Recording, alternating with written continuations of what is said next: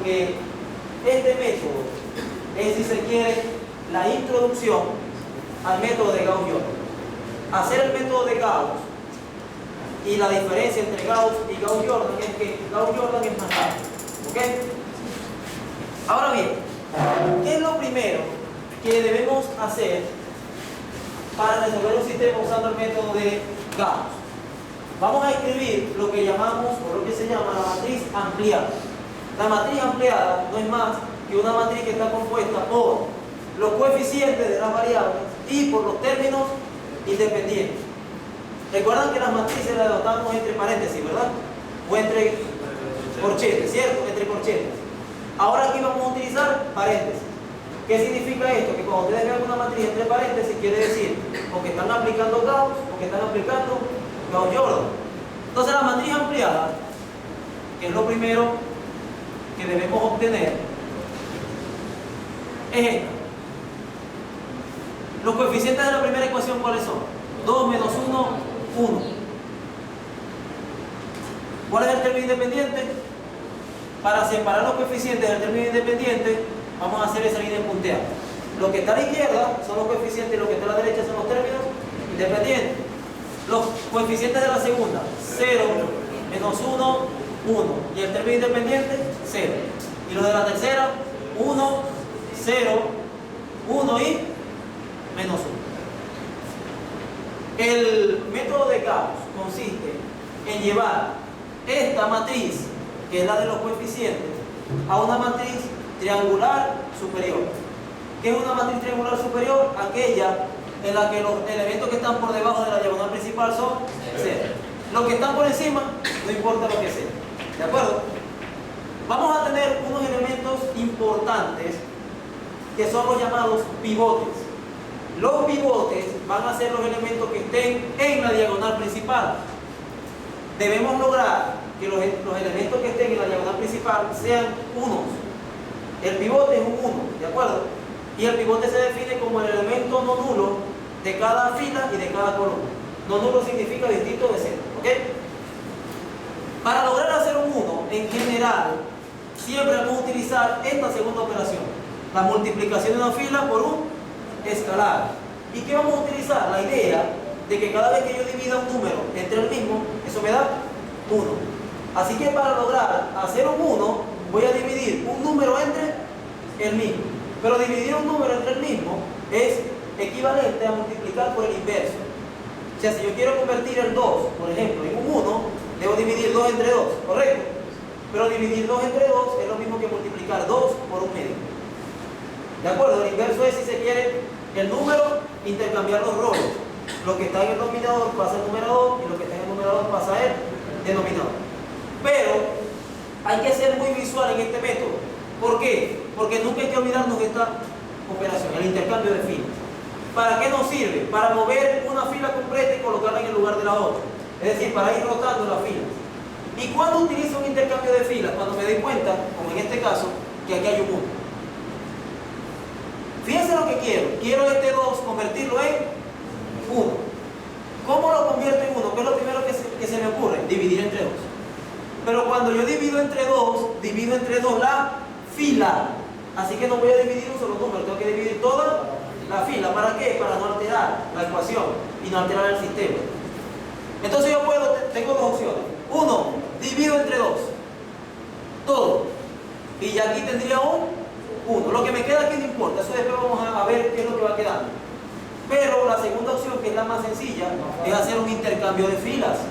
¿De acuerdo? Es decir, lo que está en la fila 3 lo voy a colocar en la fila 1 y lo que está en la fila 1 lo coloco en la fila 3. ¿Para qué? Para lograr que este 1 esté aquí. Y por supuesto el 2 va a quedar en el lugar del 1. ¿Se está entendiendo la idea? ¿Cómo se escribe un intercambio de filas? Primero la fila que voy a cambiar. Fila 1. Y en el lugar de la fila 1, ¿a quién voy a colocar? A la fila 3. ¿De acuerdo? Eso es lo que llamamos un intercambio de filas. Y yo utilizo esta notación. Esta flecha significa, para pasar de esta matriz ampliada a otra, voy a hacer primero un intercambio de filas. Ahora, siempre pregúntense, ¿qué fila no cambia? La fila 2 no me voy a meter con ella, ¿cierto? No va a cambiar. Así que la fila 2 es la primera que escribo. Sería 0, menos 1, 1, 0. ¿Qué dije que iba a hacer? La fila 3 la voy a colocar en el lugar de la 1. Y la fila 1 la voy a colocar en el lugar de la 3. Así que lo que está en la fila 3 ahora va a ser en la fila 1. 1, 0, 1, menos 1. ¿Sí? Y lo que está en el lugar de la fila 1 va a estar ahora en el lugar de la fila 3. 2, menos 1, 1. ¿Qué acabamos de hacer? Lograr que tengamos el pivote. Ya que hay un 1. Ahora, quiero convertir este 2 en ¿qué? En 0. Recuerden que lo que queremos es que estos tres números sean 0. Profe, pero aquí hay un 0 y aquí también. Ojo, eso va a ir cambiando. O sea, a medida que yo cambie un número, por supuesto, eso va a afectar toda la fila. Así que no es que tengo que ver lo que está al principio, sino lo que me va quedando. ¿Ok? La pregunta es, ¿cómo convierto este 2 en 0? El pivote tiene una característica importante. El pivotear en básquet es ir rebotando, ¿cierto? Pivot es saltar. Cuando yo digo que esto se llama pivote, yo no lo digo, lo dicen los autores, ¿no? Es porque con este 1 es que yo voy a lograr convertir los demás en 0. O sea, con ese 1 voy a ir dando saltos, de tal forma que usando el 1 convierta en 0 los otros. La pregunta es, ¿cómo convierto en 0 el 2? Haciendo una suma de filas. No hay otra forma de convertir un número en 0, sino sumándole otro. Si al 2 le sumo menos 2, ¿cuánto da? 0. Así que al 2 le tengo que sumar menos 2. Ahora viene la pregunta, ¿de dónde saco el menos 2? Porque no hay ninguna operación que me diga que a una fila le sume otro número. Ahora, para eso es que está el pivote. Fíjense lo que voy a hacer. ¿Cuál fila quiero cambiar? La fila 3, ¿verdad? Que ¿dónde está el 2? Necesito un menos 2. Entonces vamos a escribir menos 2. Que fíjense que este menos 2 es cambiarle el signo al 2. Y en general se hace eso, se le cambia el signo. Ese menos 2 lo voy a multiplicar por lo que está en la fila 1. ¿Y qué estoy haciendo aquí? Multiplicar la fila 1 por un escalar. Si yo multiplico menos 2 por 1, ¿cuánto da eso? Menos 2, ¿cierto? Menos 2 por 1, menos 2. Y si a eso le sumo lo que está en la fila 3, sería menos 2 más 2, 0, que es lo que yo quiero. Fíjense que aquí estoy combinando dos operaciones, multiplicación por un escalar y suma. Escúchense bien esto, para que se vayan haciendo, si se quiere, una cancioncita. O sea, algo que me voy aprendiendo.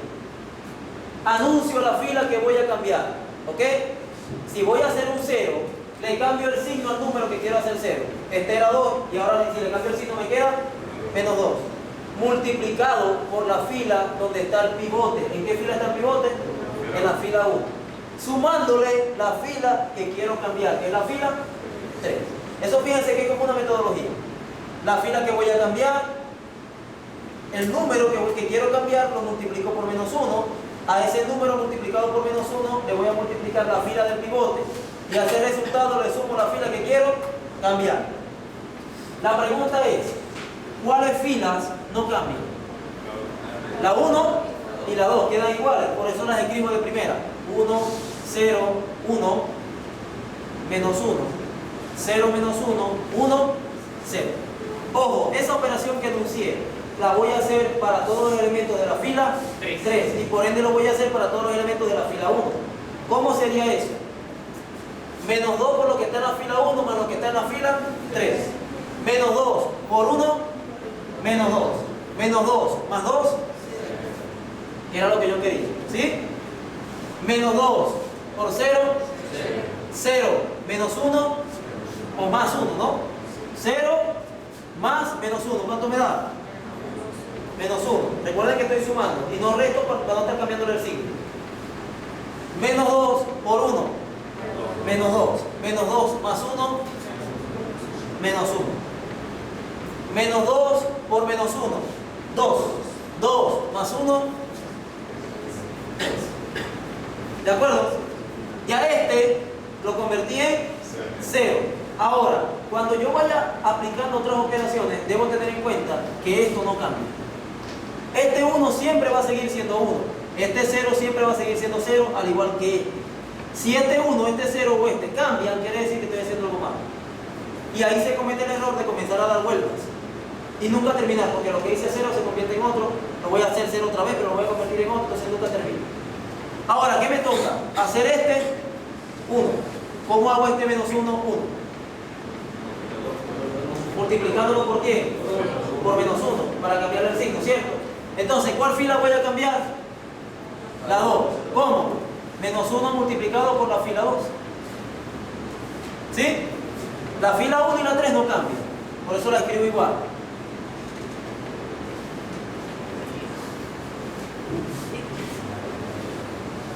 ¿Qué voy a cambiar? La fila 2. Menos 1 por 0. ¿Cambió este 0? No, que es lo que yo quiero, que no cambie. Menos 1 por menos 1. 1. Menos 1 por 1. Menos 1. Menos 1 por 0. Ya tengo el 1. ¿De acuerdo? Recuerden que el método de Gauss que me dice que la matriz sea una matriz triangular superior. O sea que los que están debajo de la diagonal principal sean 0. ¿Qué me falta? Que este sea 0. ¿Cierto? ¿Cómo hago para hacer este 0? ¿Cuál fila voy a cambiar? La fila 3. Al menos 1 le cambio el signo. Me queda 1. Multiplicado por la fila donde está el pivote. ¿Dónde está el pivote? En la fila 2. Perdón, fila 2. Más la fila que quiero cambiar, que es la fila 3. ¿Cuáles filas no cambian? La 1 y la 2. 1, 0, 1, menos 1, 0, 1, menos 1, 0.